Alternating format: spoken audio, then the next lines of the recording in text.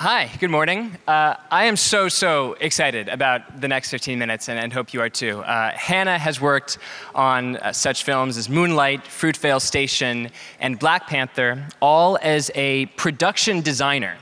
So my first question for you, Hannah, is what is that? What is a production designer? Everybody say together, what is a production designer? I get asked this question a lot. And, you know, a good description of it, sort of for layman's, is it's a cinematic architect. So I design the sets, I design sort of the atmosphere that you're in, I do the research, I put, you know, the landscape of the story is what I do. And so, for me in film, even in movies that I love and I've seen 50 times, in some of them, the setting seems like it's another character that's in the movie. It's there in the background, it's hovering, it plays sometimes a starring role. How do you think about place and the role that it plays in the films that you've worked on? I think place is really important, and it's become a really important thing in my career as far as what my aesthetic is for design. Place really tells you about the characters without being expository. It tells you about where they are in their lives, where they are in the world, how they get through their story. So you can use place as the juxtaposition against them, like psychologically, like this place is working against them, or something that they're working with. So it can do a lot of different things. All right, we could talk about the theory of this for a long time. Yeah, I know. Let's look at some photos that you have. First from Fruitvale Station. What are we looking at here? You're looking at Oakland, and that is where the director Ryan Coogler is born and raised, in Oakland, the Bay Area. And, you know, place, that's one of the things that became really important to me was when I started working with Ryan, because he has such a relationship with the city that he lives in. You know, he was in a, I would say, lower middle class family in Richmond outside of Oakland. And as a young man, you know, he had a family that was lower income, and he saw a different side of the city than what you see. You think of Bay Area or San Francisco, and you think of the hills and Mrs. Doubtfire and all these fabulous things, but you don't often think of the urbanization, you don't think of the urban areas, you don't think of the people in those areas. So Ryan wanted to sort of show the joyful side of that. You know, it's not always a travesty, it's not always people just struggling, and there's joy there amongst the struggle. It's not saying that there isn't, but there's people. So they can still find happiness. And this shot here, I mean, it's just demonstrating sort of the chaos.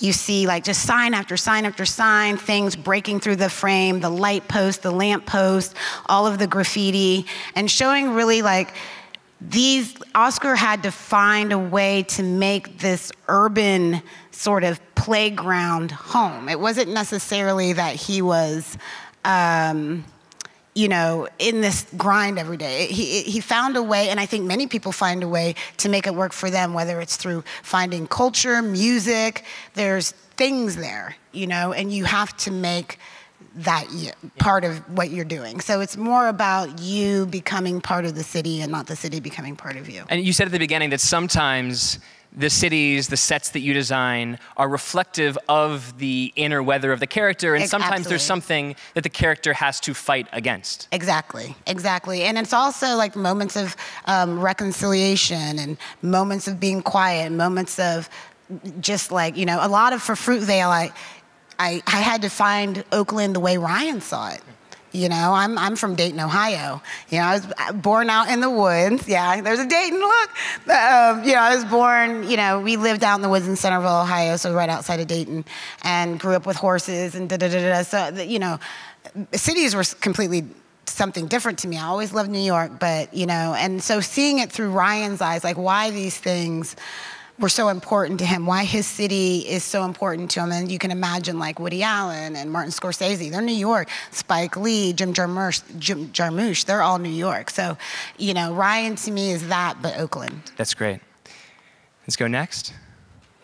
Here you see the BART station or the BART train going in the back. Transportation is something that's very important in Ryan's stories. This is a scene actually where Michael B. Jordan, who plays Oscar Grant, who was shot in the BART station, this is what this movie is about, he finds a stray dog and he's thinking about taking it home, and the dog runs off and gets hit by a car, and the car continues to go, and Oscar picks up the dog and is kind of trying to figure out what to do. And we struggled with whether that should be, and we wanted it in this very urban background, right? And we struggled whether we should do that. And what we talked about was oftentimes Black men are like pit bulls. They're just killed and discarded. And people just drive away, and you forget about that. And that was an important piece for Ryan to put into this, is to show sort of the way that correlates, and the way that, you feel more for the dog than you do for Oscar when he's shot at the end, because you're instantly trying to figure out what he did wrong, right? To us, animals are innocent, but people aren't. So he wanted to make sure to halfway through to remind you, like, this is sort of showing you what's going to happen. Yeah. You have a few more here. What's the story behind this shot? Why have a shot by Oakland on the rocks as opposed to on a beautiful, pristine beach? Exactly. And again, this is me trying to see Oakland through Ryan's eyes. We had gone early on location, and he's taken shots of Oscar Michael B. sitting on the rocks, and he took it on the beach, and he really loved the beach. And I said, well, what did you do when you went to the water? He's like, oh, we always went down to the rocks. And I said, then that's it, because that's how you know Oakland. And we need to see this through your eyes and Oscar's eyes, because at the time we made this film, Ryan was roughly the same age as Oscar would have been had he not been killed. And so they grew up in the same areas, and they were seeing the same thing. So we wanted to go with the rocks, because we wanted, again, to show what the people of Oakland, like, what was important to them. Right. What you're designing here is not everybody's Oakland, no, not some hypothetical Oakland. No. It's Ryan's Exactly. Oakland specifically. And if you think about it this way, you have Martin Scorsese, whom you see New York mean streets, and then you have Woody Allen's Manhattan. Same city, two completely different cities, right? That's sort of what this is. Yeah. That's great. What's the significance of this house? This house is actually around the corner from Ryan's grandma's house, Grandma Susie, who was one of the founding members of the Black Panthers in Oakland in 1968. Her house was actually the house where they met in the beginning. And this is the daycare. We wanted to show what the neighborhood was, he's going to pick up his daughter, and he's having a joyful day, and he's a father, and he's Melanie Diaz, Sophia, who plays his girlfriend, is there. And again, it's another look at Oakland. Like, I remember driving through this. I live in New Orleans now, and I was like, oh, these houses are beautiful. They're so beautiful, Ryan. I can't believe them, because to me, I saw the color, and I saw the trees. And he said, this is not a good part of town. And I was really shocked by that. I was like, then you haven't been to New Orleans. You haven't been to New Orleans then. Because to me, I think of the Ninth Ward, and it's, akin to a township in South Africa at some point. So to me, this was like this glorious neighborhood. And we wanted to show how you can think two different ways about one thing. One more from this movie before we move on.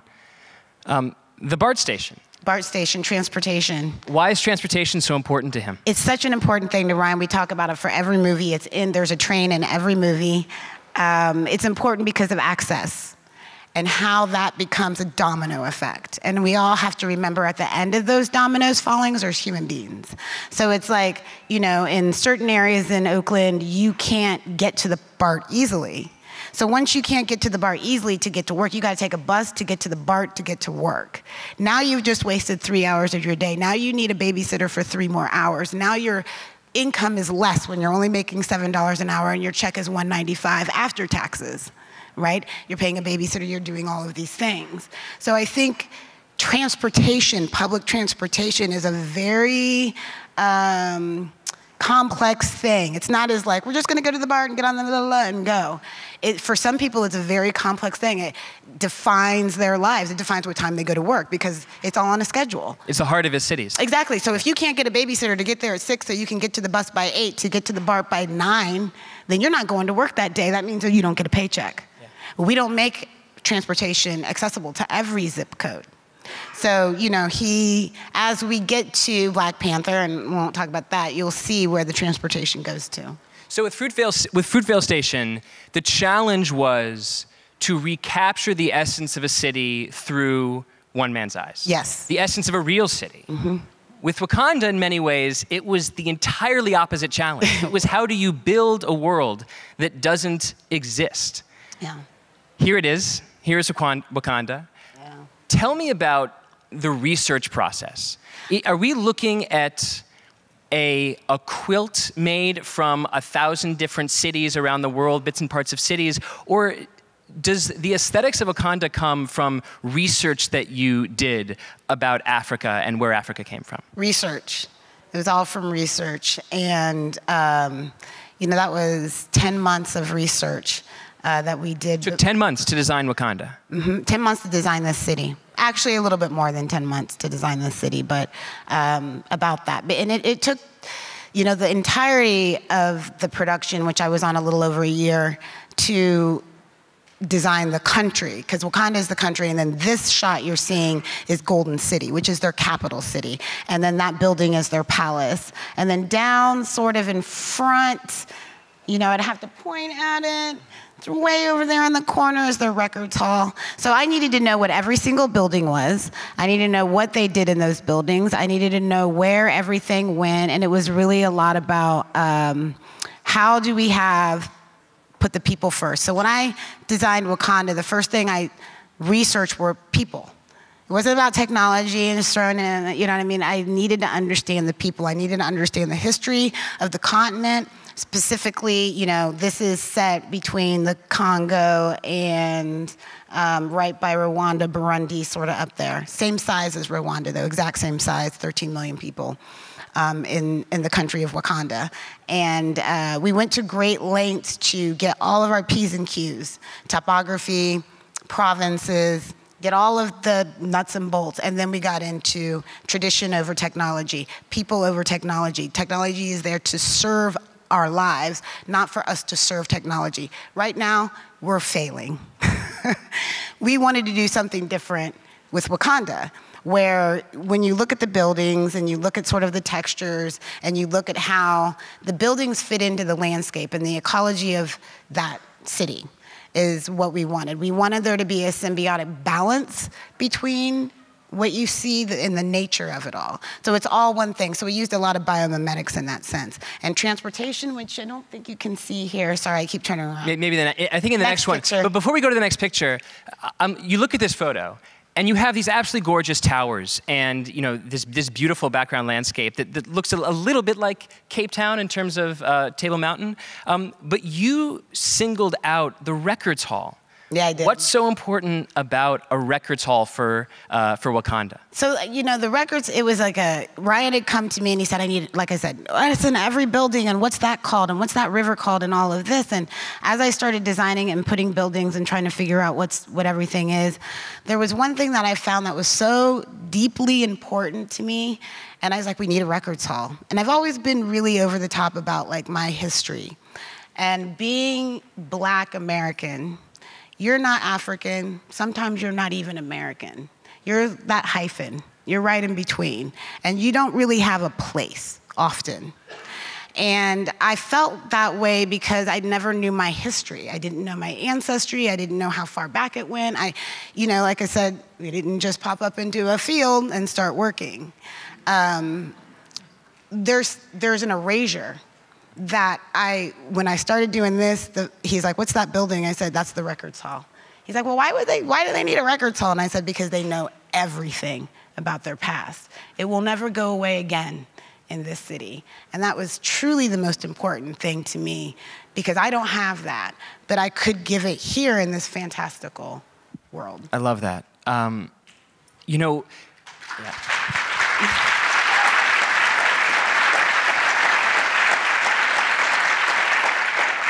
You thought so deeply. This is 10 months' work in a screenshot. Yeah. Did you share this information with the actors? Did you tell them exactly how much thought had gone into the world they were populating? I handed them a 500-page book that I created. So throughout that time, you know, we shot for 4 months, and then my 10 months of prep. and research. And as I was doing this, I created a 500-page book where I wrote the history of Wakanda and Golden City. I put all the reference pictures in there. I figured out how you mine vibranium, all the different forms that it comes in, all the different stages, what it looks like when it's raw, all the way to when it's a fabric, because we only see it in Captain American Shield. I figured out which tribes migrated from where, how they got there, what they did, why the buildings are for each, if it's Xhosa, if it's Zulu, if it's Ndibele, what tribe it is, and put a history to each and every single thing. So I had to put it in a book because if I talked it, we would be here for years. And what was the book called? It was the Wakandan Bible. All right, last photo. Yes, this is What do we see? Steptown.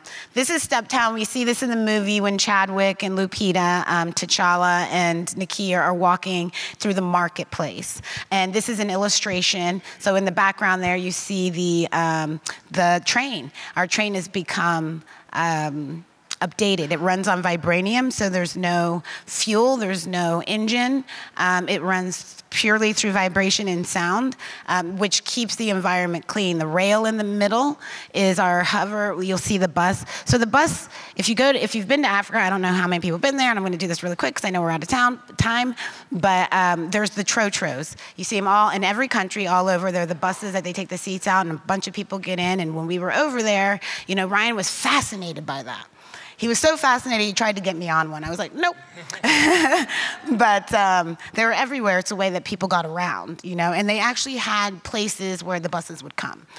To me, that was tradition. It's everywhere. It's a familiarity. So the Wakandans didn't just chuck that idea, right? And we're gonna put this sleek thing that you can slip off of, and it's this crazy Ferrari looking thing. They took the bus, and they just said, how do we make it so we're not letting off emissions? How do we make it so we don't have to have pavement? And when it rains, we don't flood. It sinks in, because that's what we're missing when we flood. I live in New Orleans, y'all.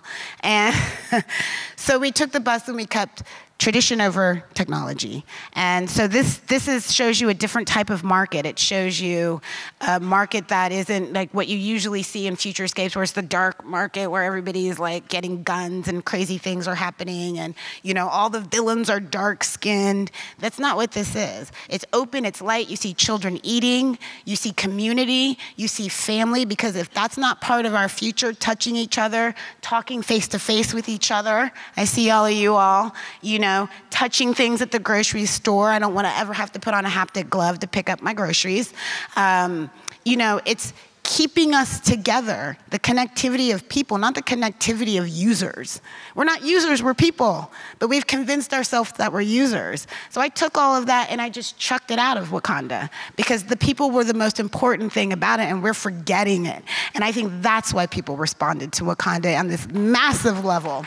People.